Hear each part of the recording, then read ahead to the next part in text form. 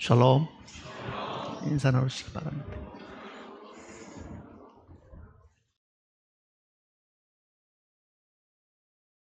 로마서 12장을 보시겠습니다. 로마서 12장 1절 말씀부터 보겠습니다. 1절과 2절 말씀 다 같이 두 절만 읽어보겠습니다. 그러므로 형제들아, 내가 하나님의 모든 자비하심으로 너희를 구원하노니 너희 몸을 하나님이 기뻐하시는 거룩한 사한 제물로 드리라. 이는 너희가 드릴 영적 예배니라. 너희는 이 세대를 본받지 말고 오직 마음을 새롭게 함으로 변화를 받아 하나님의 선하시고 기뻐하시고 온전하신 뜻이 무엇인지 기도하십시다. 우리를 죄 가운데서 구원하시고 자녀로 삼으신 아버지 하나님,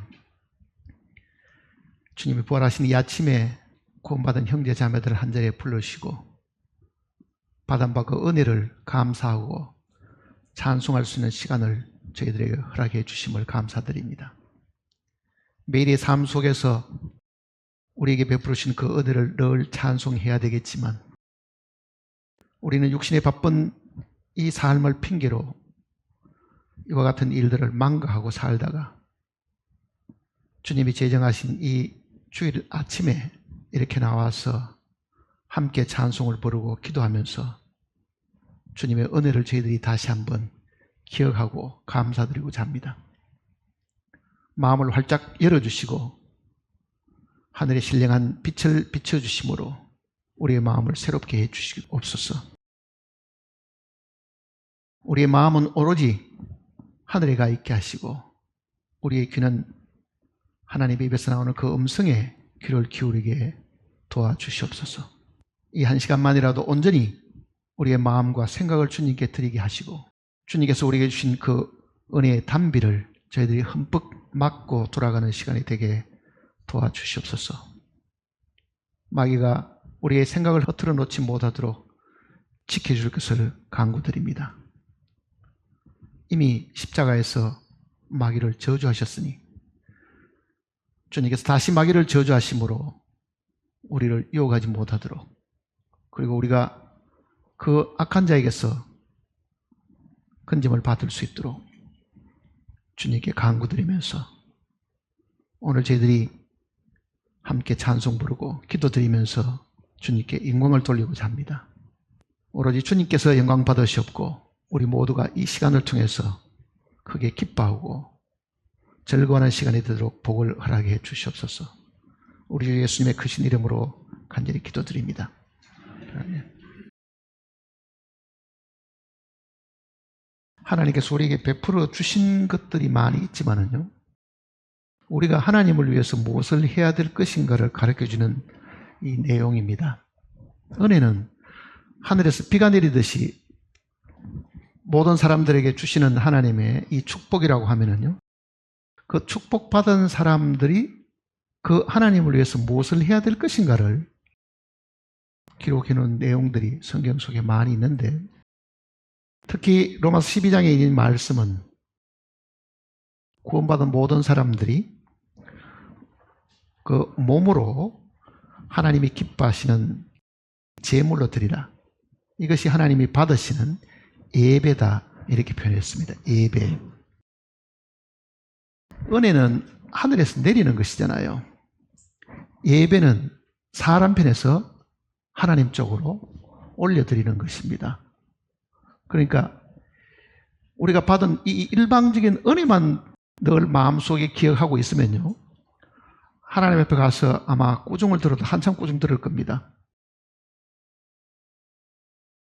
자식을 키우는 사람들의 심정을 한번 생각해 보세요. 물론 저도 자식을 다 키웠지만은요,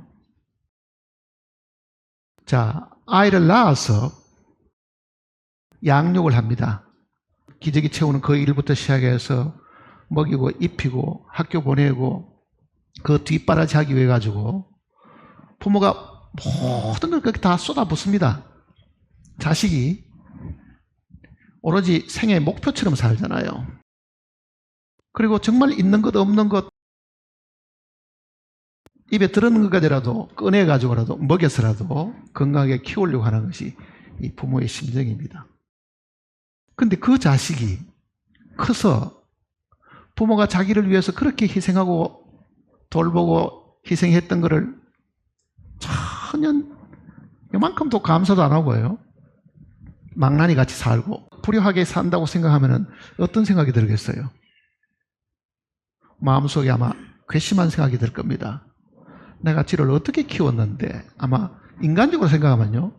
너무 서운하고 배신감 같은 것을 아마 느끼게 될 겁니다. 물론 부모는 그 자식에게서 되돌려 받고자 하는 그런 마음을 가지고 키우지는 않습니다. 그러나 그 말 한마디라도요. 정말 그 어려운 중에 부모가 나를 이렇게 키웠으니 정말 고맙다는 그 말 한마디만 해도 그 수고 같은 것이 눈 녹듯이 다 이렇게 녹는 걸 우리가 사실 느끼잖아요. 자, 이 육신의 부모의 입장은요, 하나님 아버지의 그 입장을 성경이 설명하고 있다는 것을 이야기하고 있는 겁니다. 그래서 제5계명 속에는요, 내 부모를 공경하라 하는 그 말씀이 있습니다. 그리고 또 특별히 이 5계명은 하나님께서 복을 주시려고 조건을 붙여놓은 겁니다.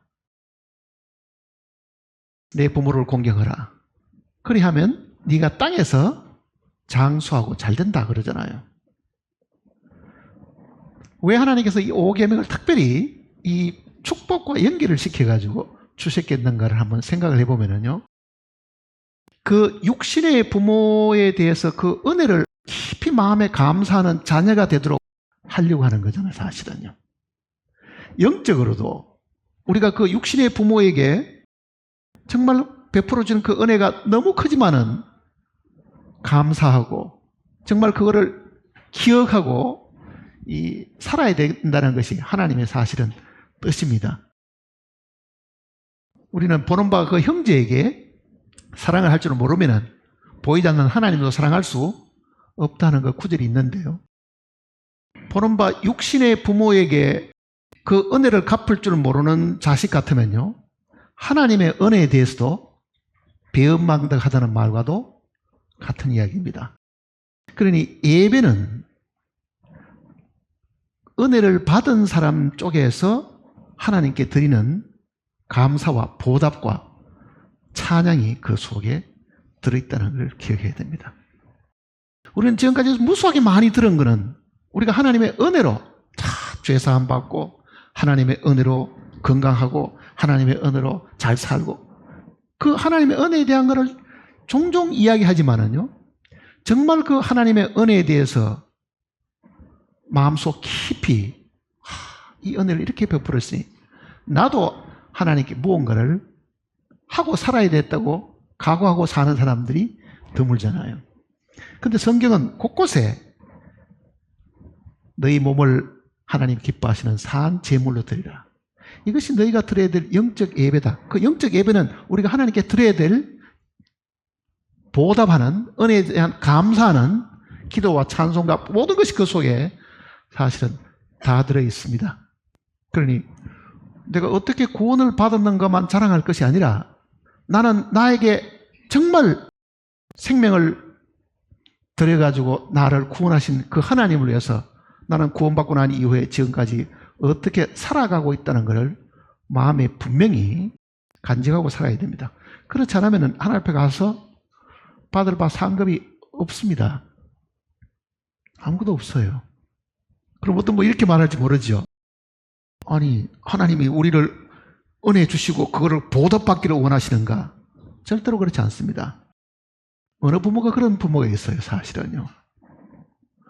부모는 부모가 받은 그 직분을 따라가지고 최선을 다해서 다 이렇게 베풀고 다 주지만은요, 그 마음 속에 그 부모에 대한 뭐는 있어야 됩니까?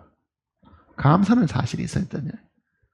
아니, 자식 키우면서 평생 동안 쏟아부은 것이 얼만데 자식이 그걸 어떻게 갚겠어요? 갚을 방법 사실 없잖아요. 그러나 적어도 마음속에 우리 부모가 나를 어떻게 낳아서 어떻게 키우고 그 가난 속에 정말 안 먹고 안 입고 안 쓰면서 그거를 자식에게 쏟아붓고 살았던 거는요, 기억을 해야 되는 거예요, 사실은요. 그러니 우리는 구원받은 자랑만 하고 은혜 받은 것만 크다고 우리가 자랑하고 살지만은요, 그 사람 입으로 동일하게 나는 나를 이렇게 먹이고 입히고 지금까지 돌보신 그 하나님을 위해서 나는 못하고 살았는가 간증하는 사람들은 드무니까 지금은 이 시간 이후부터는요, 그런 사람들을 만나서 교제하시기 바랍니다. 사실은요, 그런 사람들을. 그러니까 특별히 여기도 바울이 이 간청하듯이 이야기하는 이야기잖아요. 1절 보세요. 그러므로 형제들아. 앞에 내용이 이제 물론 다 있죠. 그러므로 하는 건 결론이지만은요, 내가 하나님의 모든 자비하심으로, 자, 자기가 구원하는 게 아니라 누가 이야기한다는 이야기입니까? 하나님의 그 긍휼하심, 하나님의 그 은혜, 그걸 따라서 내가 너희에게 구원하는데 너희 몸을 하나님이 기뻐하시는 거룩한 산 제물로 드리라. 자, 예배는 구약시대에 제사입니다. 사실은요, 제사. 이게 구약에는 제사라는 말과도 같은 거잖아요. 제사는 하나님 앞에 이 감사의 표현들이 많잖아요. 그게 번제와 소제와 화목제 같은 것은 하나님께 감사드리는 겁니다. 속죄제나 속건제는 죄사함과 관계되는 거지만은요, 앞에는 세 가지 제사는 하나님께 찬양을 드리는 것이고 하나님의 그 은혜에 대한 감사의 표현들이거든요. 자, 구약의 제사가 신약의 만일 이 예배와 같은 것이라고 하면은 구약의 제사에는 빈손으로 갈 수가 없죠. 소나 양이나 염소나 하다못해 비둘기라도 하나님께 바치도록 해놓은 거잖아요. 그러니까 이 제사에 제물이 반드시 있잖아요. 제물이. 그러면 예배에도 제물이 있어야 되는데 그 얘기잖아요. 그저 우리가 찬송 부르고 기도한다, 이거는 예배의 가장 작은 부분들입니다. 바울은 뭐라고 말합니까? 너희 몸을 그러잖아요. 너희 몸을.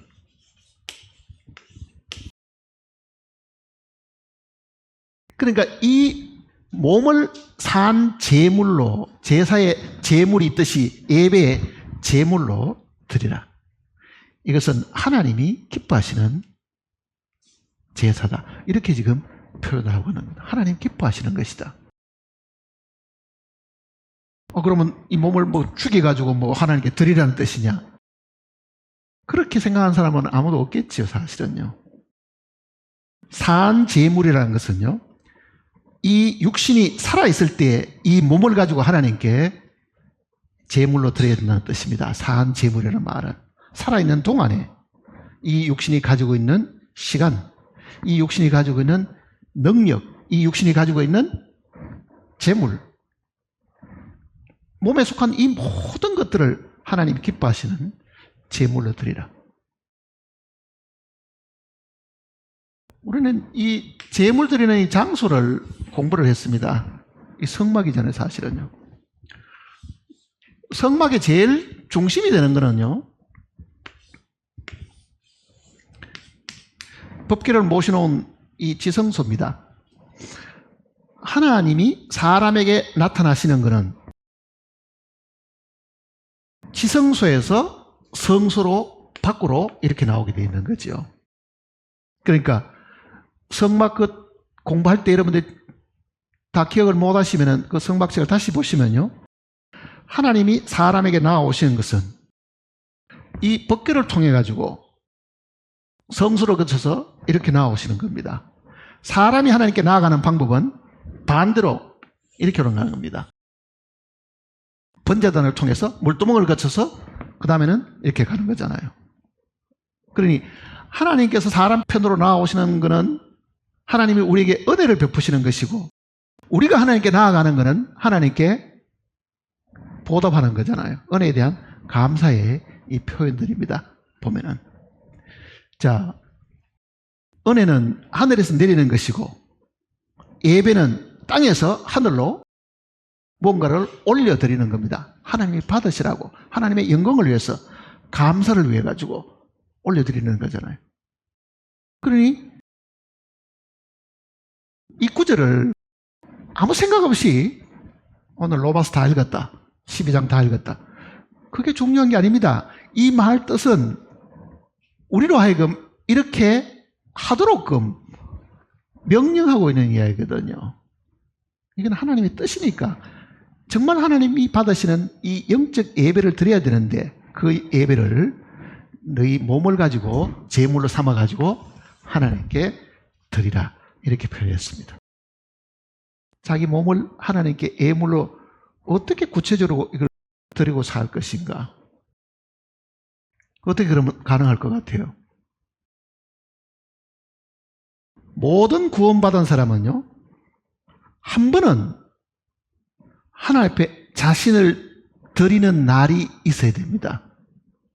구원받은 날이 있는 것처럼요, 하나님이 나에게 은혜를 주셔서 구원받은 날이 있는 것처럼 적어도 주여 내 몸을 하나님 앞에 나도 드립니다 하는 그 날이 한 번은 있어야 됩니다.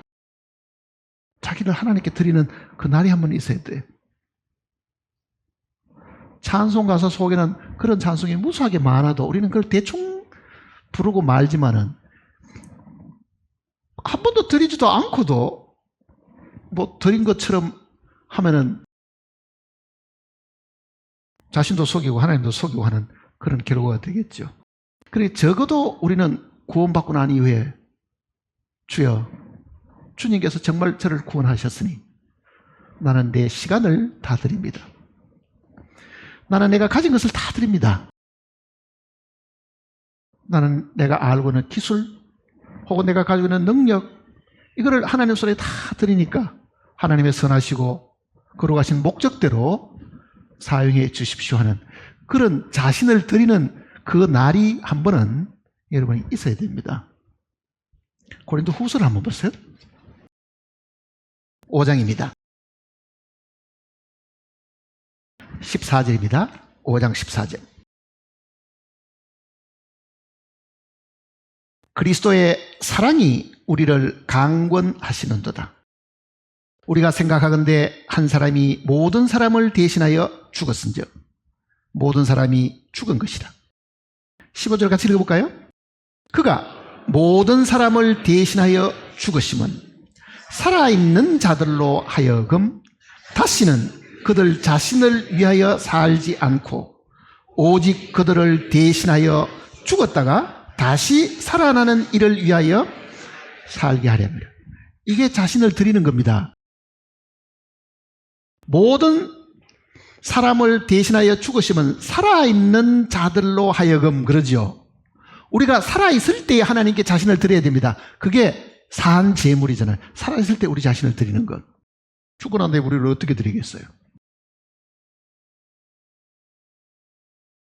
자, 하나님의 사랑이 우리에게 부음받아 가지고 하나님이 이토록 우리를 사랑하셨다고 하면은 우리도 마땅히 우리 그를 다 드려서 그분을 사랑하는 것이 마땅하다. 그게 인간의 도리잖아요. 부모가 정말 온 생애를 다 쏟아부어 가지고 나를 키우고 먹이고 입히고 오늘 이렇게 했다고 하면요, 성장한 자녀는 뭘 생각해야 되겠어요? 나도 부모를 위해서 뭔가를 보답하고 살아야 되겠다. 그게 인간이잖아요, 사실은요. 그게 인간이라고요. 우리는 하나님 앞에서도 그렇게 해야 된다는 것을 성경이 가르쳐주고 있는 겁니다. 그래서 육신의 부모에게 주님이 잘 하라고 명하신 거예요. 성경에 효도라는 단어가 있을까요, 없을까요? 있어요, 없어요? 딱 한 군데 나옵니다. 효에 대한 이야기가. 그게 공자의 가르침이 아니고요, 실제 하나님께서 우리에게 주신 말씀 속에 그게 있다고요. 자, 내 부모를 공경하라. 자녀들에게 분명히 그 말씀을 하셨고 그 자녀들이 그 부모에 대해서 효를 행하도록 명한 성경 구절이 있습니다. 효를 행한다는 말이 뭐예요? 보답하는 거잖아요, 사실은요. 은혜에 대한 감사를 표하고 사는 거잖아요. 디모데전서를 보세요. 5장을 보시면요. 4절입니다. 만일 어떤 과부에게 자녀나 손자들이 있거든 그들로 먼저 자기 집에서 효를 행하여 부모에게 보답하기를 배우게 하라. 가르치는 뜻입니다. 쉽게 말하면. 이것이 하나님 앞에 받으실 만한 것이니라. 마땅히 육신의 부모에게 효를 행하는 것은 하나님도 기뻐하시는 일이고 하나님이 받으시는 일이기 때문에 모든 자녀들은 육신의 부모에게 하나님의 명령을 따라서 그 은혜에 대해서 감사하는 것을 늘 기억하고 있어야 됩니다. 그러면 하나님이 우리에게 베풀어 주시는 것이 부모가 베풀어 준 것보다 적겠어요? 아들을 보내셔가지고 목숨을 내어놓고 내가 죽어야 될 자리를 대신 죽으셔가지고 우리를 사망에서 생명으로 인도하셨고 뿐만 아니라 우리를 늘 돌보시고 지키시고 먹을 것과 입을 것을 늘 공급하시고 불철주야 잠도 주무시지 않으시고 우리를 돌보신다고 하면 하나님이 우리 부모만큼도 못하시겠느냐고요. 그런데도 우리는 사실은 이 하나님에 대해서 받기만 하지 정말 하나님께 대해서 내가 뭔가를 갚으라는 뜻이 아니고요. 정말 마음속에 감사하는 표현을 얼마나 하고 사는가. 그 얘기입니다. 사실은요. 이 부분은 우리가 이 구약 성경을 통해서도 우리가 배워야 될 교훈들이 분명히 있습니다. 출애굽기 32장을 한번 보세요. 출애굽기 32장.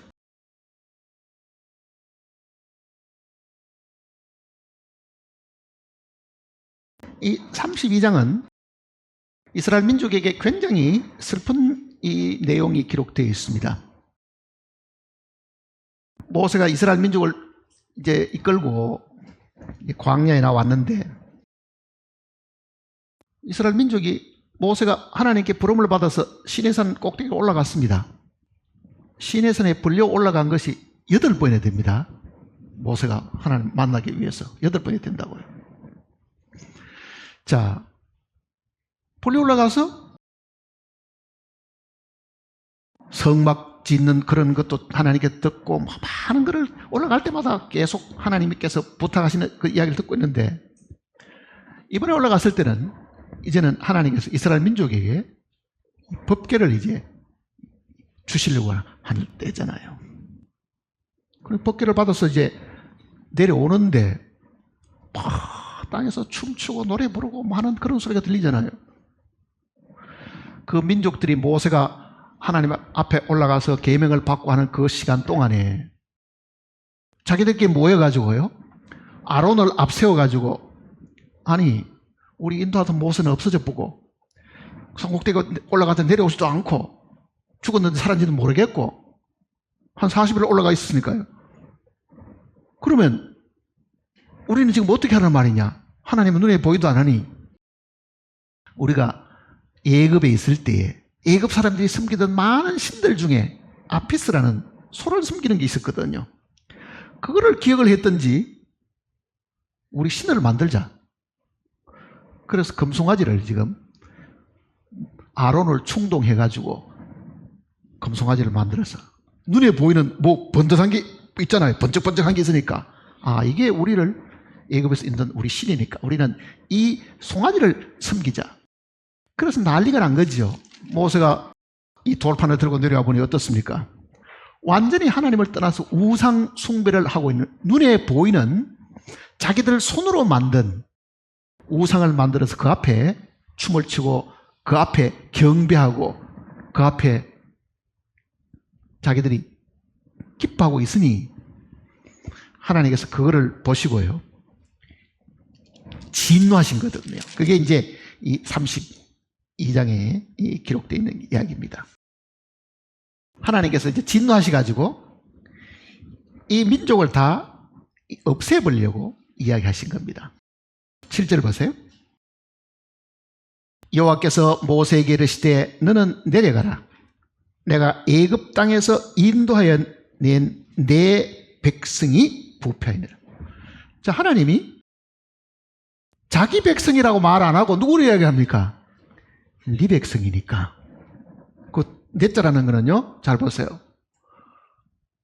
이거는 내 백성이 한 거 이제 네 백성이 되었으니까 이렇게 이야기합니다. 그러니까 더 이상 이거를 내 백성이라고 부르고 싶지도 않다는 하나님의 뜻이 그 속에 들어있잖아요. 네 백성이 부패하였도다 이렇게 이야기하잖아요.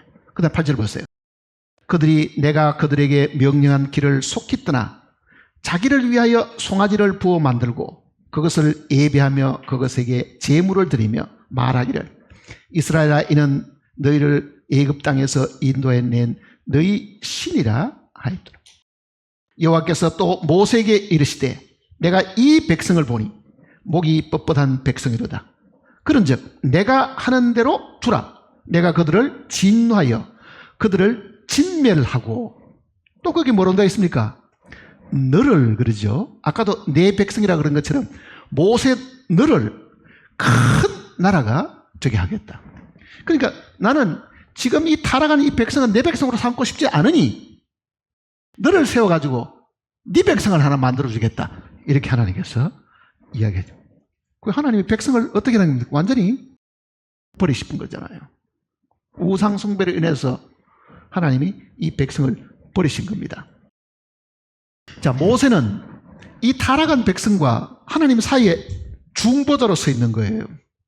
마치 예수님이 지금 하늘에 올라가셔가지고 우리를 위해서 지금도 중보 기도를 하고 계시는 것처럼 이 중보하는 기도가 그게 나옵니다. 11절 보세요. 모세가 그의 하나님 여호와께 구하여 이르되 여호와여 어찌하여 그 큰 권능과 강한 손으로 애굽 땅에서 인도하여 내신 주의 백성에게 진노하시나이까? 어찌하여 애굽 사람들이 이르기를 여호와가 자기 백성을 산에서 죽이고 지면에서 진멸하려는 악한 의도로 인도해 내었다고 말하게 하시려 하나이까? 주의 맹렬한 노를 그치시고 뜻을 돌이키사 주의 백성에게 이 화를 내리지 마옵소서. 자, 하나님은 모세로 하여금 네 백성이라고 이야기하고 모세는 아닙니다. 이거는 하나님이 구원한 하나님의 백성입니다. 주의 백성이다. 이렇게 이야기하고 있는 거죠. 그러니 이 모세의 이 기도는 중보 기도입니다. 타락하고 죄 지은 이 백성을 위한 중보 기도하시는 모습이잖아요, 지금. 그 중보 기도를 하나님이 들으시고 이제는 용서하신 거죠, 사실은요. 13절입니다. 주의 종 아브라함과 이삭과 이스라엘을 기억하소서. 주께서 그들을 위하여 주를 가리켜 맹세하여 이르기를 내가 너희의 자손을 하늘의 별처럼 많게 하고 내가 허락한 이 온 땅을 너희의 자손에게 주어 영원한 기업이 되게 하리라 하셨나이다. 자, 모세가 중보기도 할 때에 어떻게 기도하는 걸 잘 보세요. 자기 생각을 이야기하지 않고 하나님이 이미 말씀하신 그 내용을 붙잡고 중보하잖아요. 하나님이 아브라함과 이삭과 야곱에게 이 민족을 크게 하셔가지고 이 약속의 땅까지 주시려고 하셨으니 하나님이 하신 말씀을 기억하시고 지키십시오. 이렇게 이야기하는 거잖아요. 자, 오늘 우리가 기도할 때도요, 막연하게 기도하는 게 아니고 하나님이 성경 속에서 말씀하신 그 약속을 붙들고 기도하면은 하나님도 꼼짝없이 이루셔야 되는 겁니다. 다윗이나 솔로몬이 기도할 때도 그렇게 기도하잖아요. 하나님이 이렇게 말씀하셨으니 하나님이 이루셔야 됩니다. 그 얘기잖아요. 그러니 이 모세의 중보 기도도 하나님이 먼저 하셨던 그 말씀을 하나님이 지키셔야 됩니다. 왜 조상들에게 이렇게 약속해놓고 이 백성을 버리시려고 합니까? 이제 그렇게 이야기하는 거잖아요. 14절은 여호와께서 뜻을 돌이키사 말씀하신 화를 그 백성에게 내리지 아니하시니라. 중보 기도를 들으시고 하나님께서 뜻을 바꾸신 거죠. 사실은 멸하시려고 하던 그 뜻을 바꾸신 겁니다. 자, 모세의 이 중보 기도가 여러 번 나옵니다. 이 내용 속에도 보면은요. 이게 첫 번째 이제 중보 기도하는 내용인데요. 자, 이 모세와 같은 너 같은 선지자를 내가 하는 사람 세우겠다 그러잖아요. 그분이 예수님입니다. 그 예수님은 히브리서 7장의 그 약속대로 하늘 보호자에서 지금 오늘 구원받은 우리를 위해서 지금도 중보 기도를 하고 계시죠. 그러니 이 백성이 살아난 것은 누구 때문입니까? 모세의 중보 기도 때문에 살아난 겁니다. 모세의 중보 기도 때문에. 자, 이런 일이 있고 다 읽을 수가 없으니까요. 25절 보세요. 모세가 본적 백성이 방자하니 이는 아론이 그들을 방자하게 하여 원수의 조롱거리가 되게 하였습니다. 자, 하나님께서 이 진노를 돌이키기는 하셨는데 정말 이 모세 마음속에요, 자기 형이 이 우상 숭배하는데 앞장을 선 거예요. 왜? 금붙이 다 끄집어내라. 금붙이 다 끄집어내니까요, 아론이 조각해가지고 금송아지 만들었습니다. 아론이. 그러니 그 우상 숭배하는데 앞장선 사람이 장본인이 아론이었거든요. 출애굽기 내용 속에는 그 아론을 위해서 기도하는 내용이 빠져 있지만은요, 모세가 가나안 땅 들어가기 직전에 신명기 내용 속에는 그 형을 위해서도 기도하는 내용이 기록되어 있습니다. 그래서 아론을 용서해 주신 거예요. 그리고 모세는 백성들에게 단호하게 이렇게 이야기합니다. 25절 보세요. 모세가 본적 백성이 방자니 이는 아론이 그들을 방자하게 하여 원수에게 조롱거리가 되게 하였습니다. 26절은 이에 모세가 진문에 서서 이르되 누구든지 여호와의 편에 있는 자는 내게로 나오라 하매 레위 자손이 다 모여 그에게로 가는지라. 자, 이 구절을 이제 우리가 잘 기억을 해야 됩니다. 죄를 지어가지고 중보 기도 덕분에 그네들이 용서를 받았습니다. 모세가 12지파에게 다 이야기하는 거잖아요. 좋아, 이제 하나님 우리를 용서해 주셨는데, 아론도 용서해 주셨는데, 그렇다고 하면은 너희 중에서 이제는 그 우상 쪽에 쓰지 않고 참으로 하나님께 서 있는 사람들은 전부 다 내게로 나오라. 이렇게 지금 이야기한 겁니다.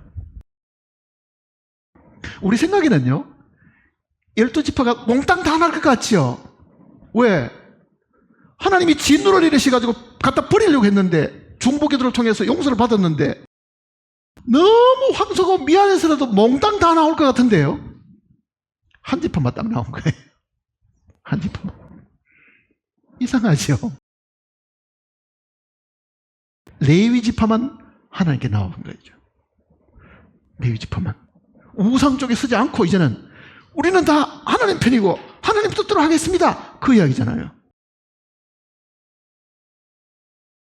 우리는 왜 레위 지파만 나온지는 모릅니다. 어쨌든 성경은 있었던 그 사실을 우리에게 가르쳐 주면서 기록을 해 주어가지고 오늘 지금 신약시대에 살고 있는 우리들 하여금 이 내용을 가지고 교훈을 받도록 해주신 거거든요. 우리는 어쩌면 매일매일 삶 속에서도 이 중보자의 기도를 통해 가지고 늘 용서받고 사는 사람들입니다.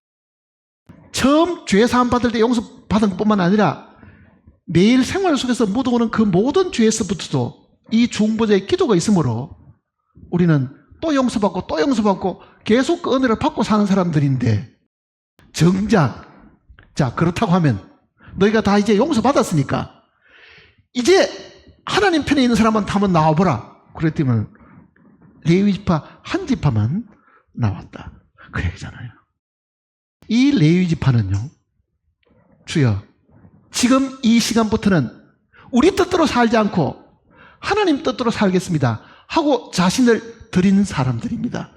그게 레위 지파라고요. 그게 로마서 12장에 있는 너희 자신을 하나님께 산 제물로 드리라. 그게 드린 지파가 된 거예요, 사실. 자, 레위 지파가 하나님 앞에 자신들을 드렸는데 그 결과가 어땠느냐? 그게 굉장히 중요합니다. 그게 장차 우리가 받을 기업하고 관계가 있기 때문에 사실 그렇습니다. 본래 레위는요, 저주받은 지파입니다.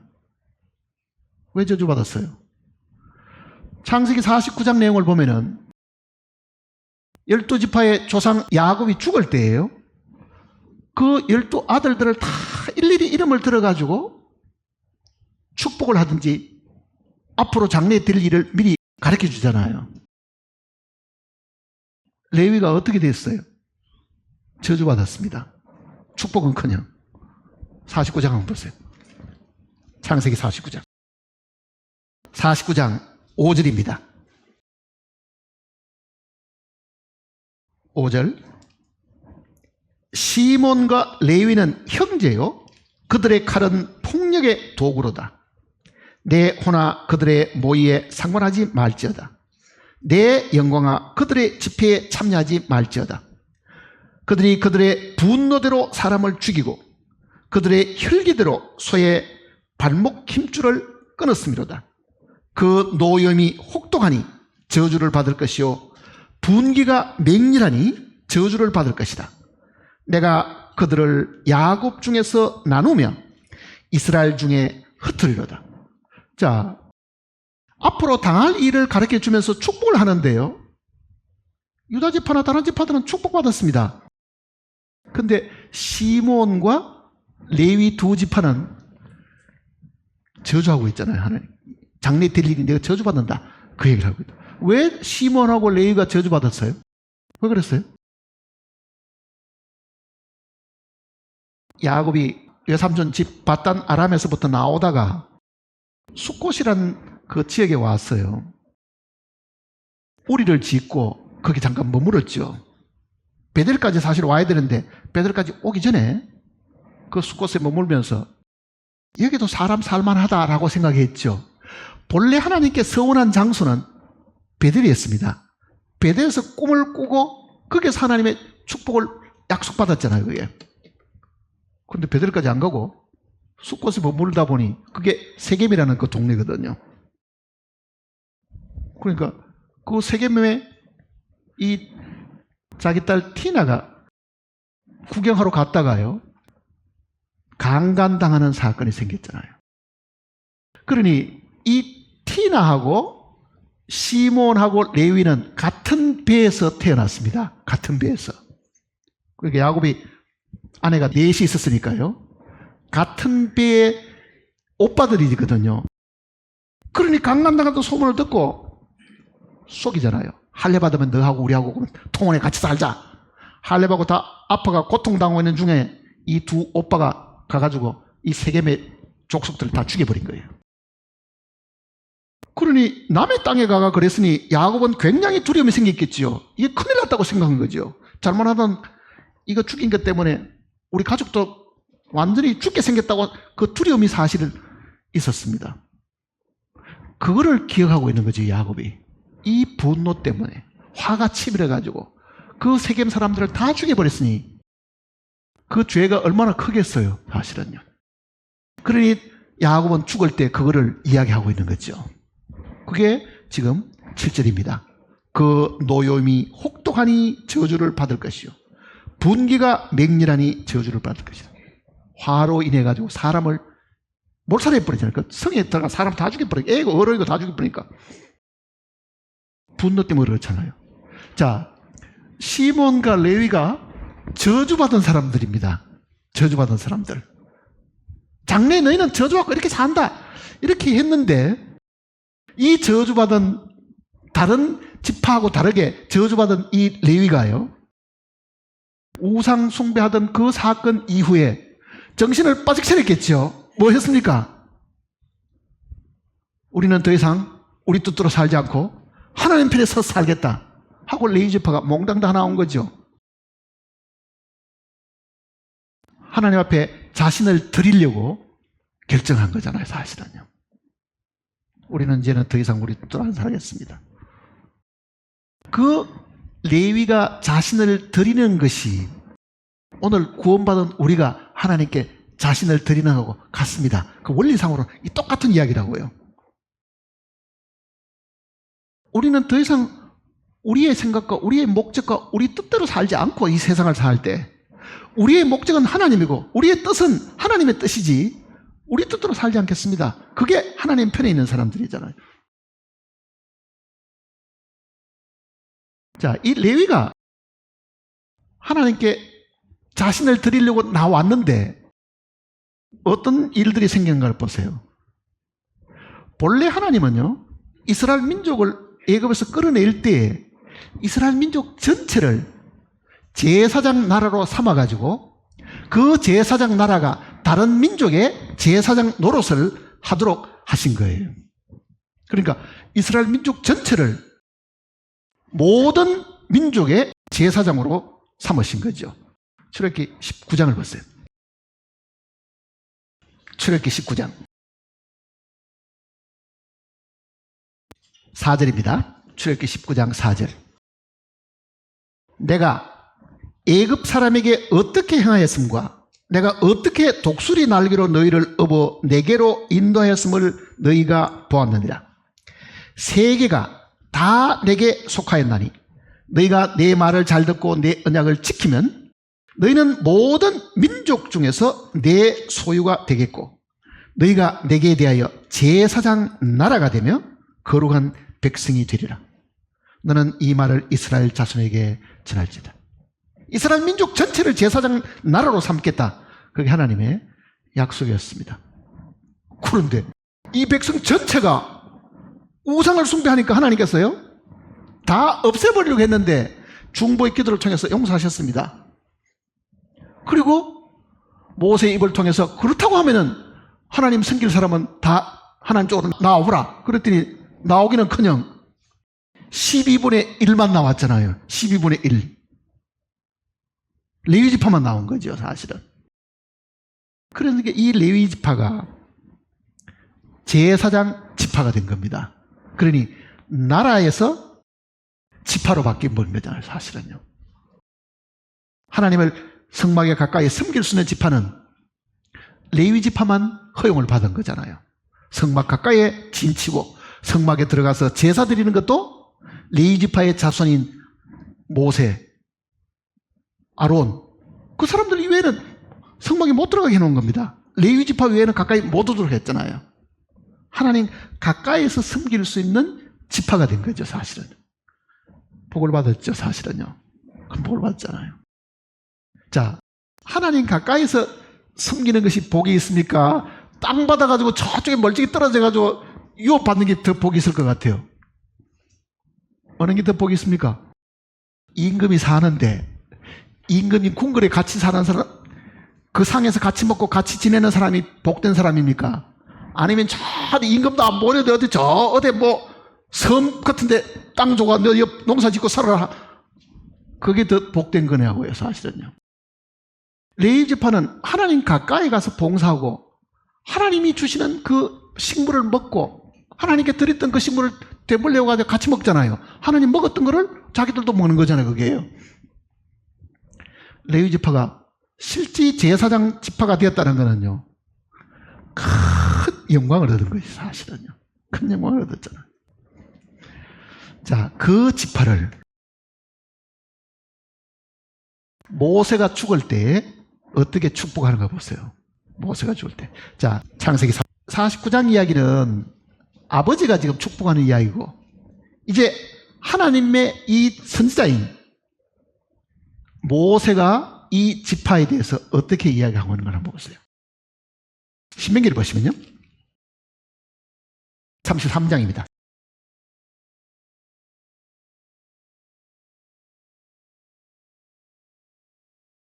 8절입니다.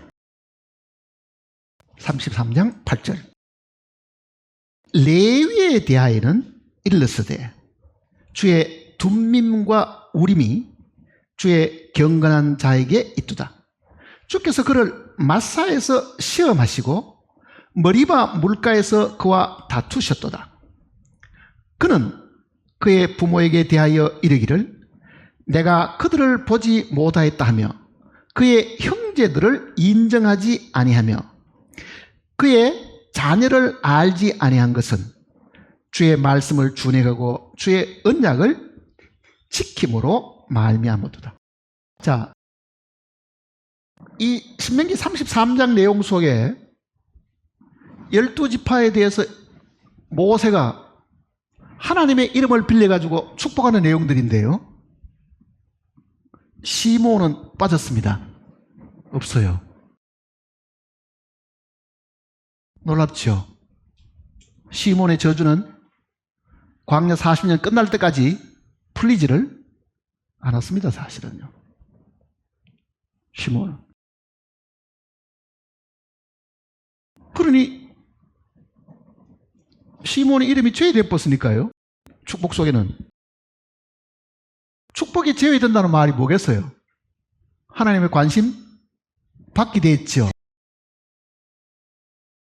정말 하나님의 관심 받게 되는가 안 됐는가를 우리가 알 수 있는 부분이 있습니다. 이스라엘 민족을 하나님께서 광야에 끌어냈는데요. 이집트에서 홍해를 건너가지고 이 광야에 끌어냈는데 이 광야 시작할 때에 시내산 밑에서 인구조사를 합니다. 인구조사. 인구조사는 두 번 했죠. 광야 40년 끝날 무렵에 또 한 번 더 합니다.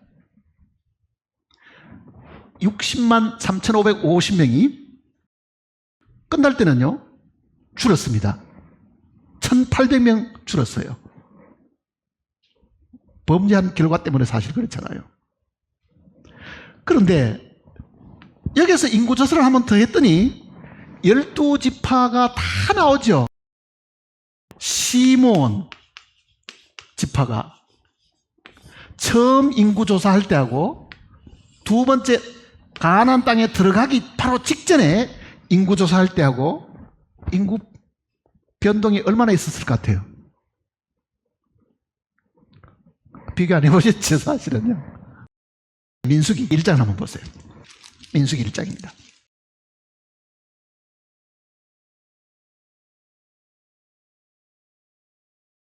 (1장) 22절입니다. 각 지파마다 인원수가 다 나옵니다. 그게 시몬 지파를 보세요. 22절. 시몬의 아들들에게서 난 자를 그들의 종족과 조상의 가문에 따라 20세 이상으로 싸움에 나갈 만한 각 남자를 그 명수대로 다 계수하니 시몬 지파에서 계수된 자는 59,300명. 59,300명. 굉장히 많지요. 59,300명. 자, 40년 지나고 난 다음에 가나안 땅 들어가기 바로 직전에 인구조사를 또 한 번 더 합니다. 이때 이 정감이 얼마나 어떤 지파는 늘어나고 어떤 지파는 줄어들고 그게 쭉 나옵니다. 지금.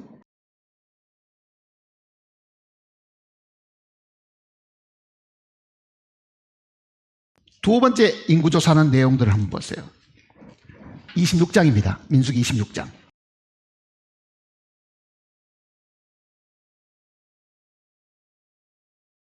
26장 12절입니다.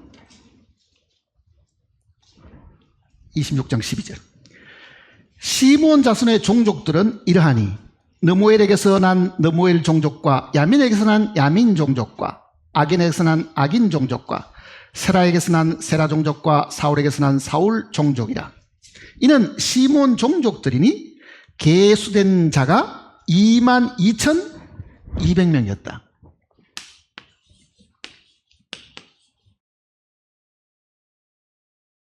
얼마나 줄었어요? 63%로 줄었습니다. 자, 인구가 줄면 어떤 일이 생겨요? 가나안 땅에 가서 기업을 받을 때 그 인구에 비례해서 나눠주는 거예요. 많은 지파는 많이 주고 적은 지파는 적게 주지요. 이거는 처음 숫자보다도 2만 2천 명밖에 안 되니까 63%나 줄었습니다. 63%나. 그러면 받을 기업도 인구가 적으니까 어떻게 돼요? 작겠죠. 그래서 나중에 여호수아를 읽어보면 이렇게 되어 있습니다. 여호수아가 그 땅을 기업으로 나눠줄 때 시몬 이 지파는요 따로 안 주고 유다 지파에 빌붙어 살도록 유다 지파가 받은 그 속의 일부를 주신 거예요. 그거는 장차 우리가 그 하늘나라에 가서 받을 기업하고도 같은 겁니다. 사실은요. 그러니까 구원받는 것하고 그 나라에 가서 기업을 얻는 것하고는 다릅니다. 시몬이 살았던 그 삶이 그랬다는 이야기입니다.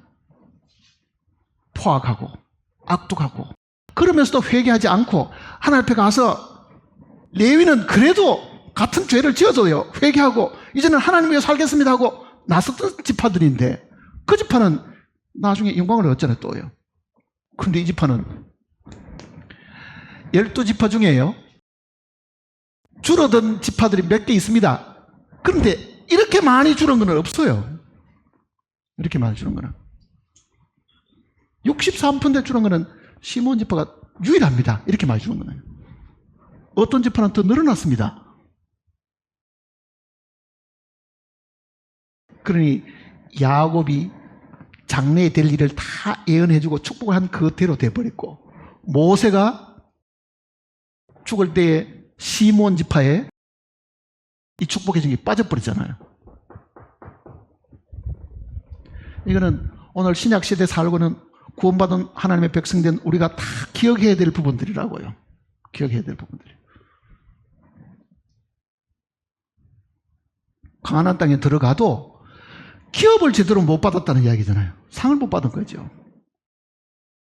그런데 레위는 그러면 어떻게 했다는 이야기냐? 하나님께 나아간 그 일이 도대체 무엇을 잘했다고 하나님께서 그렇게 나중에 이제 레위 지파에 대한 특별한 축복이 또 있었는데요. 왜 그러느냐? 다시 이제 한번 보세요. 신명기 33장을 다시 보시면요.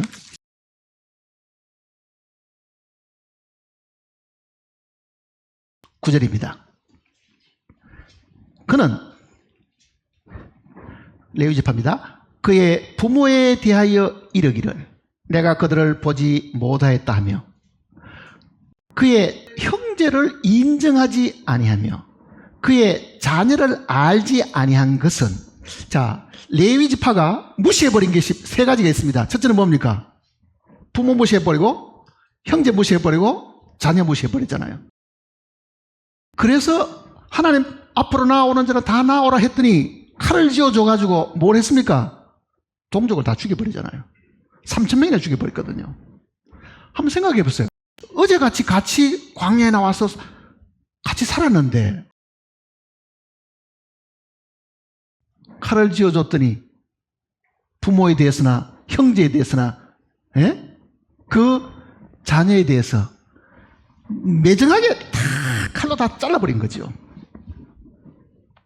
이거는 오늘 우리에게 뭐를 두고 하는 이야기입니까?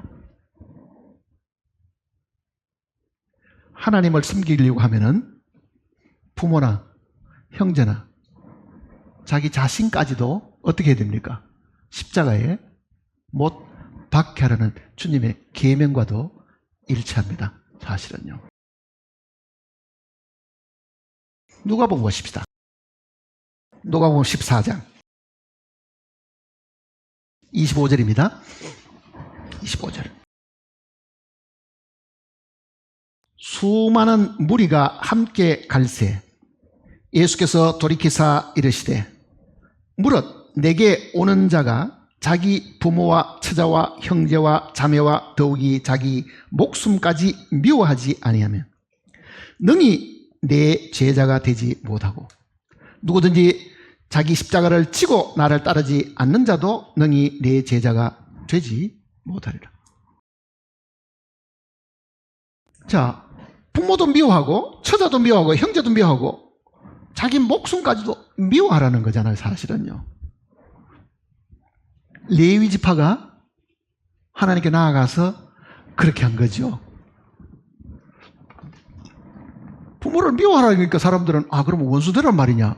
아니 어떤 성경에는 자기 가족을 돌아보지 않는 불신자보다 더 악하다 그러는데 그럼 뭐 가족들하고 원수 주고 살아란 말이냐?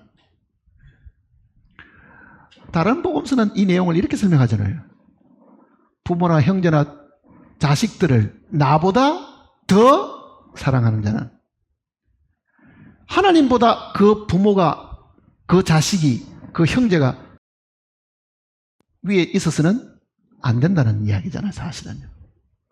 부모를 사랑하고 자식을 사랑하는 것은 우리의 인지상정이긴 해도요, 그보다도 하나님을 더 사랑하는 것이 그 위에 있고, 하나님의 사랑으로 사랑하는 것은 가능하지만은 하나님을 사랑하지도 않으면서 그걸 붙들고 있으면 그게 뭐가 되겠어요? 우상이 된다는 얘기잖아요. 우상이 되죠. 근데 레위지파는 이 신명기가 우리에게 가르쳐 준 대로 그 부모나 형제나 그 자식들까지도 다 칼로 가지고 이렇게 다 단절한 사람들이잖아요. 그 결과는 뭐냐? 결국은 그 레위지파 전체가 하나님께 자신들을 드린 사람이 된 겁니다. 드린 사람들. 그러니까 적어도 하나님께 자신을 드리려고 하면은 포기해야 되고 손 놓아봐야 될 많은 부분들이 있죠, 사실은요. 그러면 그 결과는 어떻게 되느냐? 하나님께 자신을 드리고 살은 사람이 기독교 2000년 동안에도 많습니다. 기독교 교회사를 읽어보면은요, 굉장히 많아요. 그런데 처음 드렸던 사람부터 한번 봅시다. 어떤 사람이 있었는가? 마태복음 19장을 다시 보시면요, 26절입니다. 19장 26절. 예수께서 그들을 보시며 이르시되 사람으로는 할 수 없으나 하나님으로서는 다 하실 수 있느니라. 이에 베드로가 대답하여 이르되 보소서 우리가 모든 것을 버리고 주를 따라 사온대 그런즉 우리가 무엇을 얻으리까? 자, 첫 번째 자기를 버린 사람이 있죠. 모든 걸 다 포기버린 사람이 있습니다. 예수님이 베드로와 안드레를 부르실 때는요, 그네들이 그물을 치고 있을 때입니다. 요한과 야고보를 부르실 때는 그네들은 그물을 깁고 있을 때 불렀습니다. 그물을 던질 때 부름을 받은 이 베드로는 그 순간에 그 배와 그물을 배에 다 버려두고 주님을 따라 나섰잖아요. 뭐를 버렸습니까? 자기 직업을 버려본 거죠. 어부의 생업을 다 버려버리고 주님을 따라 나섰죠. 세관에 앉아있던 레위 마태는 그게 자기 직장입니다. 그런데 주님이 부를 때 그 직장을 버려버리고 따라 나섰죠. 그 예수님의 이 제자들이 주님이 부름을 받을 때예요, 모두가 다 버렸습니다. 그때는 구원받을 때가 아닙니다. 그거는 사역으로 부르실 때지, 구원받은 것은 그 전의 내용들이라고요. 주님이 자기를 부르실 때 그 생업도 버리고 직장도 버리고 다 따라 나선 사람이 12제자들이었습니다. 사실은요. 그러니까 베드로가 물어보잖아요. 자, 우리가 주님 따라 나서느라고 다 버리고 따라 나섰는데, 물어보잖아요. 이게 우리가 무엇을 얻으리까? 주님이 뭐라고 말씀하십니까? 뭐 너 그거 좀 버렸다 해가지고 뭐 안 버린 사람에 별 차이가 없다 이렇게 얘기하지 않고요, 놀라운 이야기를 하셨습니다. 28절 보세요.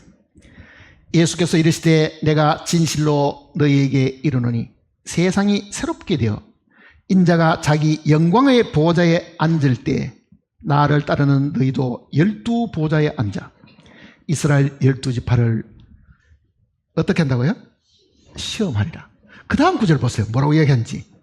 또 내 이름을 위하여 집이나 형제나 자매나 부모나 자식이나 전토를 벌인 자마다 여러 배를 받고 또 영생을 상속하게 되라.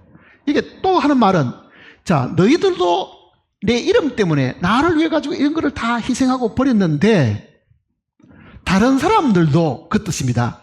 내 이름을 위하여 집이나 형제나 자매나 부모나 자식이나 전투를 벌이게 되면 어떻게 된다고요? 열애를 받고 영생을 상속하라. 이 천년왕국이 보장되어 있는 것뿐만 아니라 거기에 대한 보상은 열애를 받게 되고 그러잖아요. 열애를 받게 되고. 그 대표적인 지파가 레위 지파였다는 이야기입니다. 레위 지파. 레위 지파는 하나님께서 땅을 기업으로 주지 않았습니다. 뭘 줬습니까? 내가 너희 기업이다. 그러잖아요. 내가 너희 기업이다. 땅 받는 것보다, 하나님을 받는 것보다 더 큰 기업이 어디 있어요? 레위는 정말 영광스러운 지파가 되었습니다. 영광스러운 지파가 됐잖아요.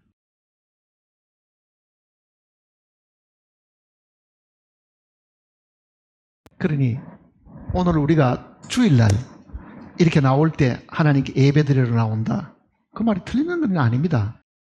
그러나 찬송 부르고 기도하는 그것이 전부 다가 아닙니다. 사실은요. 정말 우리가 하나님께 드려야 될 영적 예배는 우리 몸을 가지고 산 제물로 삼아가지고 하나님께 예배 드리는 것이 있어야 나중에 주님 옆에 갔을 때도 영원한 것으로 우리가 보상받을 수가 있다는 것을 성경이 가르쳐주는 겁니다. 그러니 많은 사람들은 주님의 그 면전에서 쫓겨나가지고 저 멀리 어디에 귀양 가듯이 어디 주님도 안 보는 쪽에 가서 살아야 될지 모릅니다.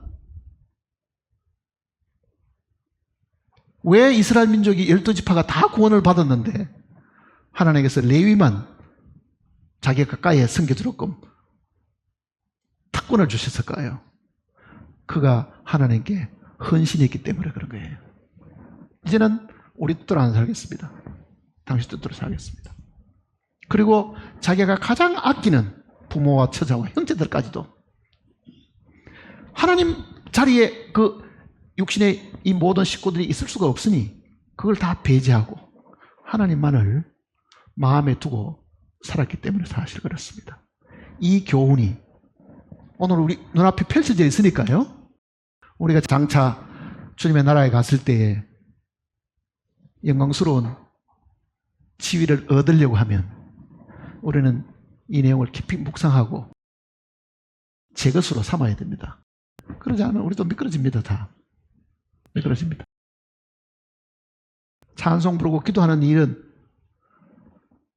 하나님을 영광스럽게 하는 일 중에 작은 부분들이고 실제 하나님이 은혜를 주신 것처럼 나도 그 은혜에 대한 보답을, 감사를 내가 어떻게 하고 살아야 될 건가를 고민하고 어느 때는 자신을 하나님께 드리는 날이 있기를 바랍니다. 기도하십시다. 걸어가신 아버지 하나님, 하나님께 속한 모든 것들은, 하나님께 드려진 모든 것들은 거룩하다고 말씀하셨는데 구원받은 우리가 과연 우리의 삶에서 거룩한 삶을 살고 있는지 되묻지 않을 수가 없습니다. 우리의 어리석음을 주님께서 일깨워 주시고 말씀으로 우리를 경책하셨으니 함께 말씀을 들은 우리 모두가 하나님의 뜻과 마음을 새로 일으켜 세워서 우리도 자신을 하나님께 드리는 아름다운 기회가 오도록 하나님께 간구하는 우리가 되도록 도와주시옵소서. 우리의 육신에 남은 삶이 얼마일지는 알 수 없으나 정말 우리가 살아있는 동안에 우리의 몸을 주님께 드림으로 산 제물로 삼는 지혜로운 저희들이 되게 도와주시옵소서. 이렇게 될 때에 참으로 주님께서 우리를 통해서 영광을 받으시게 될 것입니다. 한 사람도 낙오자가 되지 않도록 자신을 살피고 돌아보게 주님 우리를 붙들어 주시옵소서. 주님 오심이 가까운 이때 저희들이 정말 기도 가운데 늘 깨어서 주님을 기다리는 저희들이 되게 도와주시옵소서. 주 예수님의 크신 이름으로 간절히 기도드립니다.